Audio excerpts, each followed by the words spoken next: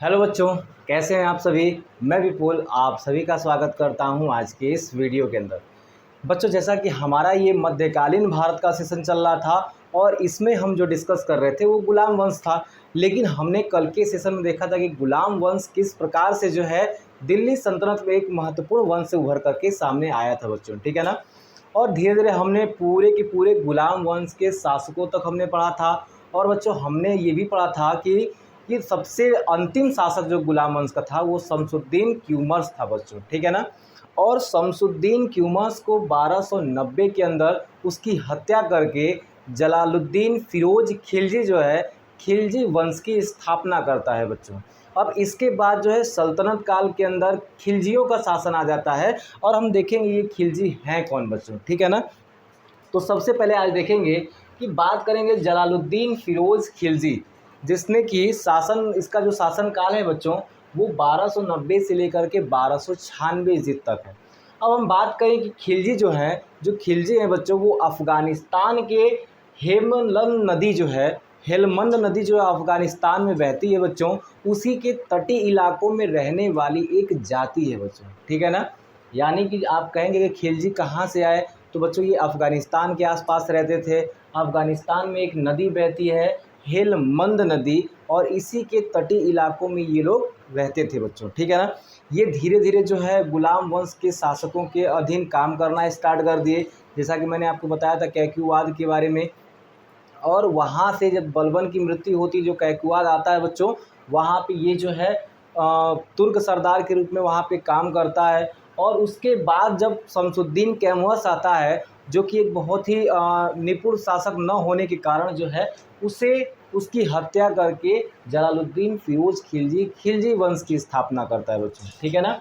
और खिलजी वंश की स्थापना जो है वो 1290 में होती है, याद रखिएगा।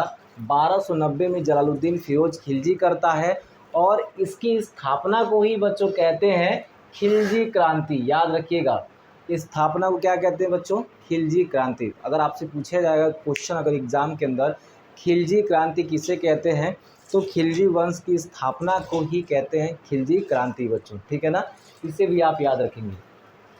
अब देखेंगे यहाँ पे जलालुद्दीन खिलजी ने अपनी राजधानी किलोकरी में बनवाई थी बच्चों। ये किलोकरी है कहाँ पे? दिल्ली के पास एक स्थान था बच्चों, दिल्ली के आसपास एक स्थान था किलोकरी, वहाँ पे जो है जलालुद्दीन खिलजी ने अपनी राजधानी बनाई थी बच्चों, ठीक है। आगे देखेंगे जलालुद्दीन खिलजी का जो एक और नाम था बच्चों वो था मलिक फिरोज, याद रखिएगा। एक बार ये क्वेश्चन पूछा गया था बच्चों, ठीक है ना, मलिक फिरोज। तो याद रखेंगे जलालुद्दीन खिलजी का एक जो पुराना नाम है या कह सकते हैं जो दूसरा नाम है वो मलिक फिरोज था। और याद करिएगा कि जो खिलजी थे वो सर्वहारा वर्ग से संबंधित थे बच्चों, ठीक है ना। एक जनजाति हुआ करती थी वहाँ पे, उसका नाम था सर्वहारा वर्ग। इससे आप याद रखेंगे जो खिलजी वंश है, जो खिलजी हैं वो सर्वहारा वर्ग से संबंधित है बच्चों। अब देखिए यहाँ तक जो भी है जलालुद्दीन फिरोज खिलजी के बारे में आपको केवल ये चीज़ याद रखनी है कि इसने जो है खिलजी वंश की स्थापना करता है। 1290 से लेकर के 1296 तक वहाँ पे शासन करता है, अपनी राजधानी किलोकरी में बनवाता है। इतना 2-3 महत्वपूर्ण चीज़ें इसके बारे में याद रखना है। लेकिन जो आज के शासक जो हैं, आज की जो मेन टॉपिक है बच्चों वो है अलाउद्दीन खिलजी, याद रखिएगा। ये अलाउद्दीन जो खिलजी था वो जलालुद्दीन फिरोज खिलजी का गुलाम भी था और दामाद भी था बच्चों, ठीक है ना। और जलालुद्दीन फिरोज खिलजी की हत्या करके जो है ये 1296 से लेकर के 1316 ईस्वी तक शासन करता है बच्चों, ठीक है ना। और कह सकते हैं कि ये अपने आप में एक बहुत ही योग्य शासक था। और योग्यता के साथ साथ जो है बच्चों ये एक प्रकार का सबसे क्रूर शासक भी आप इसको कह सकते हैं बच्चों, ठीक है ना। जिसको साम्राज्य को बढ़ाने के लिए इसके अंदर एक जुनून था, उसको ये था कि अपनी जो सीमाएं हैं वो दूर दूर तक होनी चाहिए, यानी कि इसके आसपास के जितने राज्य हैं उनको सबको ये समेट लेना चाहता था बच्चों, ठीक है ना। और इसी के काल में जो है बच्चों मंगोलों का 6 बार आक्रमण होता है, याद रखिएगा। मंगोलों ने 6 बार आक्रमण किया था अलाउद्दीन खिलजी के काल में, लेकिन अलाउद्दीन खिलजी ने उस 6 आक्रमण को निष्क्रिय कर दिया बच्चों, ठीक है ना। इस बात पे भी आप ध्यान रखेंगे। तो मतलब अगर मंगोल उस समय के मध्य एशिया के सबसे बड़े खतरनाक बच्चों मतलब जनजातियों में से एक थे, जो कि अलाउद्दीन खिलजी ने 6 बार उनके आक्रमणों को रोका था बच्चों, 6 बार। तो इससे आप अंदाज़ा लगा सकते हैं कि इसकी जो प्रशासन की नीतियाँ होंगी, इसकी जो कूटनीतिक क्षमता होगी वो कितनी अच्छी होगी बच्चों, ठीक है ना। अब याद करेंगे कि अलाउद्दीन के बचपन का नाम, थोड़ा सा इसके बेसिक जानकारी इस पर लेते हैं बच्चों। अलाउद्दीन के बचपन का नाम अली गुसर्फ था बच्चों, अली गुसर्फ था, याद रखेंगे अलाउद्दीन के बचपन का नाम। फिर कह रहा है कि देखिए, जब अलाउद्दीन ने फिरोज खिलजी को मार देता है, यानी कि जलालुद्दीन फिरोज खिलजी की हत्या कर देता है, तो लाल महल, याद रखिएगा, दिल्ली में जो लाल महल है बलबन ने बनवाया था। तो और बलबन के लाल महल में बच्चों ये अपना राज्याभिषेक कराता है, याद रखेंगे। लाल महल किसका है? दिल्ली में स्थित लाल महल किसने बनवाया है बच्चों? तो वो बनवाया है बलबन ने। और बलबन के इस लाल महल में बच्चों ये अपना राज्याभिषेक कराता है, ठीक है ना। आगे जब देखेंगे यहाँ पे, तो जब अलाउद्दीन खिलजी जो है शुरुआती जब इसकी विजय होती है, तो शुरुआती विजयों के उपलब्ध में बच्चों इसने अपने एक कह सकते हैं उपाधि धारण की बच्चों, ठीक है ना। और अलाउद्दीन ने कौन सी उपाधि धारण की? सिकंदर सानी की उपाधि धारण की बच्चों। इसकी सिकंदर सानी की जो उपाधि है वो अलाउद्दीन खिलजी ने धारण की, ये भी आप याद रखेंगे। और क्योंकि देखिए उपाधियों के बारे में क्वेश्चन पूछा जा सकता है, क्योंकि बहुत बार उपाधियों के से क्वेश्चन आ जाते हैं, तो आपको याद रखना सिकंदर सानी की उपाधि जो है अलाउद्दीन खिलजी ने अपनी धारण की थी बच्चों, ठीक है। आगे देखेंगे तो सबसे पहली बार सिक्कों पे तारीख लिखवाने की प्रथा किसने स्टार्ट की? तो अलाउद्दीन खिलजी ने सिक्कों पे तारीख लिखवाना स्टार्ट किया। क्या आज जो हमारे पास सिक्के आते हैं, आप देखेंगे 1 का सिक्का, जो 2 का सिक्का है, उस पे सिक्के पे तारीख लिखा रहता है 2019, 2020 है या फिर 2018 है, तो तारीख वगैरह उस पर रहता है, ठीक है ना। तो उसी प्रकार से सिक्कों पे तारीख लिखवाने की जो है, यहाँ देखेंगे तारीख लिखवाने का जो है अलाउद्दीन खिलजी ने प्रथा स्टार्ट की। अब आगे देखेंगे कि अलाउद्दीन का पहला अभियान जो है वो गुजरात के बघेल शासक, याद रखेंगे, गुजरात के बघेल शासक। यहाँ पे एक बात आपको ध्यान देना है, मैंने अभी आपको बताया कि ये अपने साम्राज्य का विस्तार करना चाहता था, और इसीलिए उस काल के जो हैं बहुत जो शासक हैं बच्चों, जो भी कह सकते हैं महत्वपूर्ण शासक, उनको हराना ये स्टार्ट करता है बच्चों, ठीक है ना। तो वहाँ पे गुजरात के जो बघेल शासक हैं कर्णदेव, ठीक है ना, मतलब अपने पहले अभियान पे ये आक्रमण करता है गुजरात के ऊपर, और गुजरात में जो बघेल शासक कर्णदेव हैं उनके खिलाफ 1298 में इसने अभियान चलाया। तो आप कह सकते हैं कि अलाउद्दीन खिलजी जो कि 1296 में ये राजा बना था, और राजा बनने के बाद जो है अपना पहला अभियान 1298 में गुजरात के बघेल शासकों के खिलाफ चलाया। वहाँ के राजा कौन थे? कर्णदेव। कर्णदेव को मारने के बाद उनकी पत्नी से शादी कर लिया ये बच्चों, ठीक है ना। कह सकते हैं कि ये थोड़ा सा एक घटिया सोच का व्यक्ति था। आपने पद्मावत मूवी भी देखा होगा, उसमें भी कुछ इसके सोच के बारे में एक अच्छे तरह से उन्होंने दिखाने का प्रयास किया है, ठीक है ना। तो कहीं न कहीं ये घटिया सोच का था। इसको ये स्त्रियों से बहुत ज़्यादा ये प्रभावित रहता था बच्चों, ठीक है ना, अगर मान लिया जाए तो, ठीक है। तो यहाँ पे जो है आप देखेंगे कि जब बघेल शासक को हराता है तो उन्हीं की पत्नी से ये शादी कर लेता है, ठीक है। मतलब इसको जो है ना इस प्रकार की चीज़ें करने में थोड़ा सा इंटरेस्ट ज़्यादा था, तो बाकी हमारा उससे कोई मतलब नहीं है। अब जो है मेन टॉपिक पे आएंगे बच्चों। अब देखेंगे नुसरत खान, ठीक है ना, इसकी जो पत्नी नुसरत खान थी, इसी गुजरात अभियान से जो है एक हिंदू ट्रांसजेंडर को जो है, जिसका नाम है मलिक काफूर बच्चों, ठीक है ना, ये मलिक काफूर जो है गुजरात अभियान से एक हिंदू जो है ट्रांसजेंडर कह सकते हैं, ट्रांसजेंडर था, जिसको उसने 1000 दिनार में ख़रीदा था। मतलब नुसरत खान ने मलिक काफूर को 1000 दिनार में ख़रीदा था, इसलिए उसी का नाम जो है 1000 दिनारी भी इतिहास में कहते हैं बच्चों, ठीक है ना।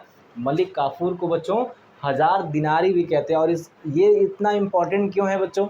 इम्पॉर्टेंट इसलिए है कि अलाउद्दीन खिलजी का बहुत करीबी था। अलाउद्दीन खिलजी इस पे बहुत ज़्यादा भरोसा करता था, अपनी पत्नियों से ज़्यादा भी भरोसा इसके ऊपर करता था बच्चों।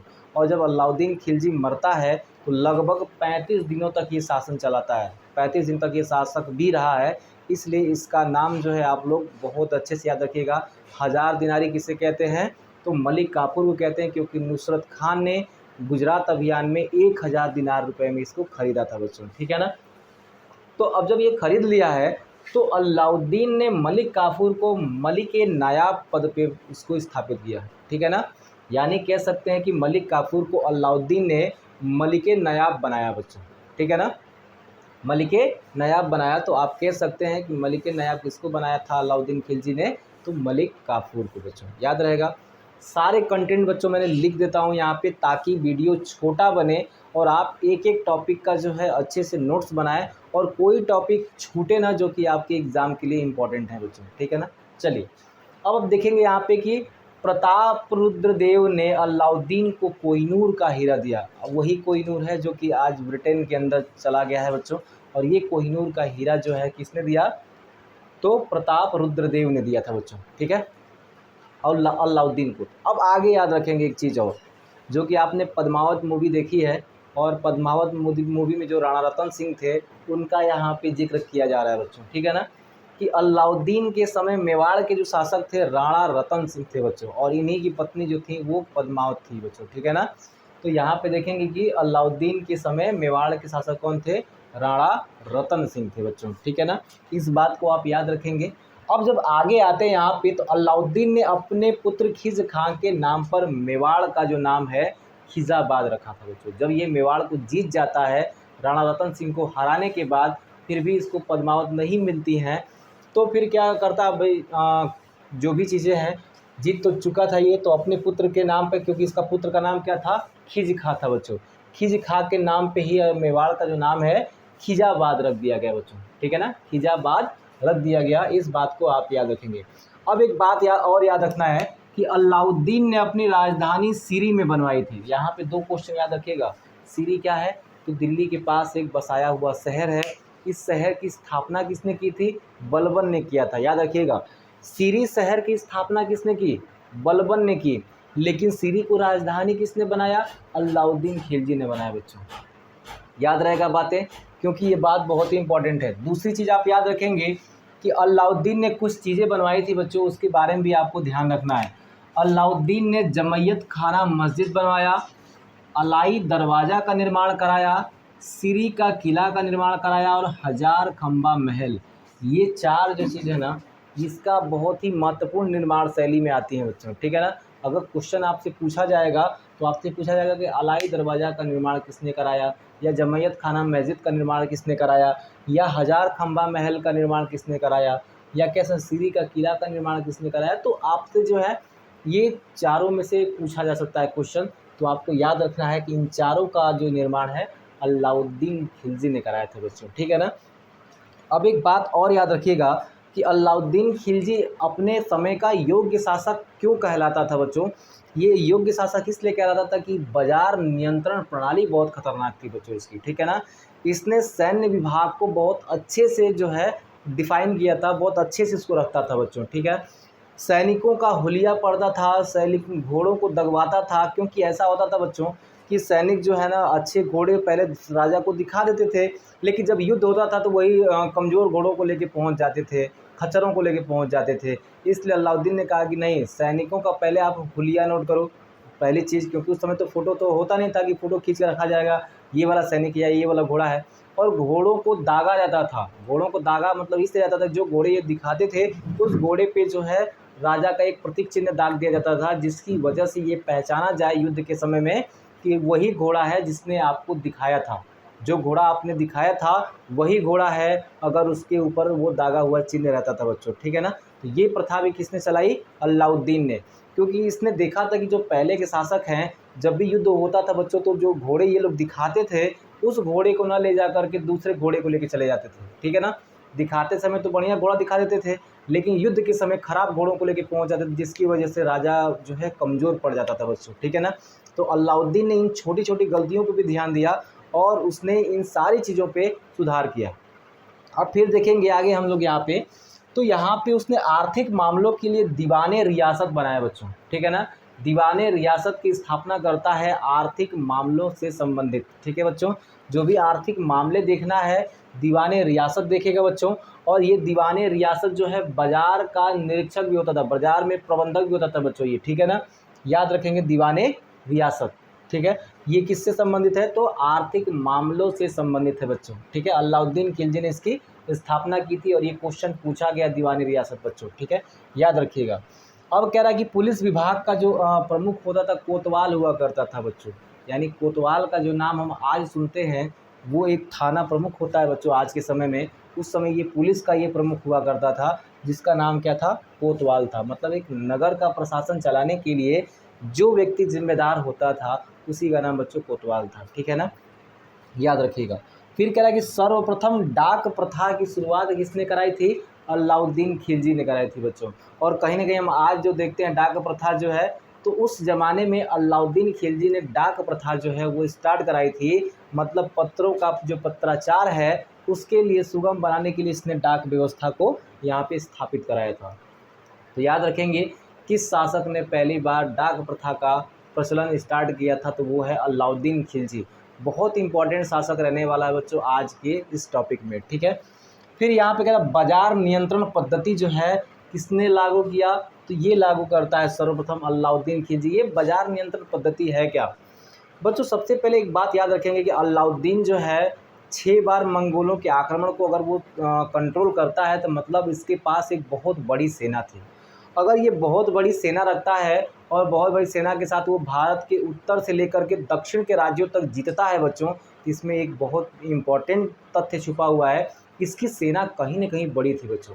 अगर सेना बड़ी होगी और सेना को उसने नगद वेतन देता था बच्चों, ये सेना को ये नगद वेतन देता था, तो और ये अगर वेतन सेना को ज़्यादा देने लगे बच्चों, ठीक है, तो दिक्कत हो जाए क्योंकि राजस्व खत्म होगा। लेकिन अगर कम देगा तो सेना को दिक्कत है, क्योंकि कम पैसे में वो ज़्यादा सामान खरीद नहीं सकते थे बाज़ार में।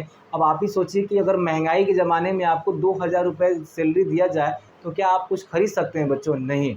लेकिन यही 2000 रुपये अगर पहले के ज़माने में अगर आप रहते लेकर के, तो ये 2000 आपके लिए बहुत था, क्योंकि चीज़ें सस्ती थी उस समय, याद रखिएगा। तो अलाउद्दीन ने जो अपने सैनिकों को वेतन देता था वो काफ़ी कम होता था बच्चों, लेकिन वो कम वेतन भी सैनिकों को ज़्यादा लगता था। क्यों? क्योंकि इसने बाजार नियंत्रण प्रणाली अपनाई थी। इसने कहा था कि चीज़ों का मूल्य बढ़ना नहीं चाहिए बच्चों। बाजार में एक नियंत्रण स्थापित कर रखा था कि किसी भी चीज़ का मूल्य आप बढ़ा नहीं सकते हैं, बल्कि उसको आप घटा के ही देंगे। ठीक है ना, कम दाम पे देंगे, ताकि जो कम वेतन पाने वाला सैनिक है वो भी उस चीज़ का उपभोग कर सकता है। ये बाजार नियंत्रण प्रणाली था इसका बच्चों। ठीक है ना, तो याद रखेंगे। और ये किसानों से खिराज के तौर पे बच्चों लगभग आधा लेता था। खिराज का मतलब एक राजस्व होता था, मालगुजारी होती थी, जिसको ये बच्चों आधा लेता था, किसानों की उपज का आधा, मतलब 50%। ठीक है ना, किसान ने अगर 10 कुंटल अगर अनाज उगाया तो 10 में 5 कुंटल जो है आपको राजा को देना पड़ेगा और 5 कुंटल केवल आप रखेंगे, क्योंकि उतनी बड़ी सेना को जो है, राजा के पूरे भोग विलास को जो है, पूरा उसका खर्च उठाने के लिए ज़रूरत किसकी थी, किसानों की पड़ती थी, व्यापारियों की पड़ती थी। इन लूटपाट से जो रकम मिलता था उससे जो है राजा का ये सारा का सारा प्रशासन चलता था बच्चों। ठीक है ना, अगर आगे देखेंगे कि अलाउद्दीन प्रथम सुल्तान था जिसने भूमि की माप कराई। याद रखेंगे इस बात को, ठीक है ना, कि भूमि की जो माप है सर्वप्रथम अलाउद्दीन ने कराया। मतलब आप सोच सकते हैं कि ये अपने विकास के लिए कितना सीरियस था बच्चों। भूमि की माप कराता है ताकि इसको ये जान सके कि कितना उत्पादन होगा, और उस उत्पादन के हिसाब से जो ये कर लगा देता था बच्चों। ठीक है ना, तो मतलब ये पूरे चीज़ों का लेखा जोखा अपने पास रखता था, जिससे कि प्रशासन में किसी प्रकार से जो है कमी न रह जाए, जिसकी वजह से इसका प्रशासन एक ढीली ढाली व्यवस्था के तहत चले बच्चों। ठीक है ना, तो इसने अपने प्रशासन को बहुत ही बखूबी तरह से इसको निभाने का प्रयास करता है। और आप देखेंगे इसके दो जो मुख्य कार्य हैं, बाजार नियंत्रण प्रणाली, भूमि की माप जो है, ये कहीं ना कहीं इसके प्रशासन में बहुत मुख्य भूमिका निभाते हैं बच्चों। अब आगे देखेंगे कि जो बाजार नियंत्रण के लिए अलाउद्दीन ने कुछ प्रमुख अधिकारी नियुक्त किए थे, वो कौन कौन से हैं। तो आप देखेंगे पहला अधिकारी है सहनाए मंडी। पहला अधिकारी क्या है बेटा, सहनाए मंडी, सराय दल, बरीदे मंडी, मुहैयान बच्चों। ठीक है ना, अब थोड़ा सा इनको जो है ना देख नॉर्मल भाषा में देख लेते हैं, क्योंकि ये अरबी फारसी भाषा है बच्चों यहाँ पे, तो आपको उतना समझ में नहीं आ रहा होगा। तो सहनाए मंडी का मतलब है बाजार अधीक्षक। सहनाए मंडी का मतलब क्या है बच्चों, बाजार अधीक्षक है। सराय दल का मतलब क्या है, न्याय के लिए। ठीक है बच्चों, बाजार में जो भी न्याय होता, जैसे मान लीजिए कि कोई व्यक्ति कोई सामान खरीदने गया और सामान खरीदते समय जो है दुकानदार या उसके बीच कोई जो है मतभेद हो जाता है, तो उसके न्याय के लिए बच्चों क्या है कि यहाँ पे सराय दल रखा गया था, जो कि न्याय करता था बाजार के अंदर बच्चों। ठीक है ना, फिर देखेंगे बरीदे मंडी। तो बरीदे मंडी में क्या था बच्चों, बाजार निरीक्षक कहते थे। बरीदे मंडी का मतलब क्या है, बाजार का निरीक्षण करने वाला व्यक्ति जो है बरीदे मंडी कहलाता था। ये एक अधिकारी के पद पे था बाजार नियंत्रण प्रणाली में, ठीक है। फिर यहाँ पे मुहैयान, जिसे हम गुप्तचर कहते हैं, कि अगर कोई भी दुकानदार अगर वो सामान में हेरा फेरी कर रहा है या कुछ भी कर रहा है, तो ये गुप्तचर जो होते थे वो राजा को खबर करते थे बच्चों, ठीक है ना। गुप्तचर जो है आराम से मतलब ऐसे नॉर्मली घूमते रहते थे, उनको पता नहीं था किसी को कि ये क्या है, राजा का कोई व्यक्ति है।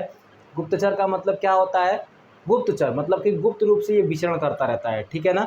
और इसी आधार पे कोई इसको जान नहीं पाता है, मतलब नॉर्मल जो है सालों लपेट के एक आम भिखारी सा घूमता रहेगा, लोग समझेंगे कि ऐसे आम आदमी है, लेकिन वो राजा का गुप्तचर हुआ करता था, जिसे हम क्या कहते हैं, मुहैयान कहते थे। बाजार में आने वाली वो सारी दुविधाओं को ये पहले ही गुप्तचर के द्वारा भाप लेता था और वहाँ पे उस प्रशासन को दुरुस्त कर देता था बच्चों, ठीक है ना।